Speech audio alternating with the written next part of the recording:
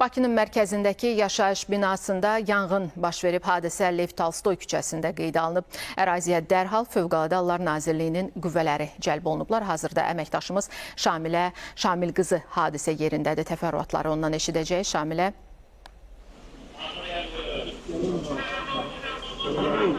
Paytaxtın Səbail rayonu Lev Tolstoy küçəsində yerləşən 2 mərtəbəli binada yanğın baş verib.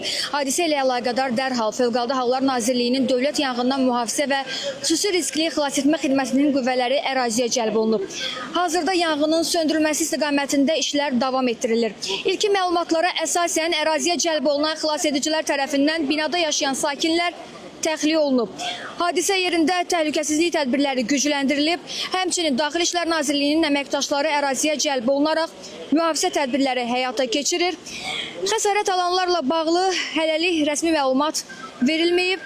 Yanğının baş vermə səbəbləri araşdırılır.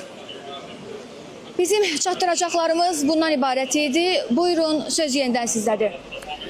Şamilə, təşəkkür edirəm sizə məlumatlarınız üçün.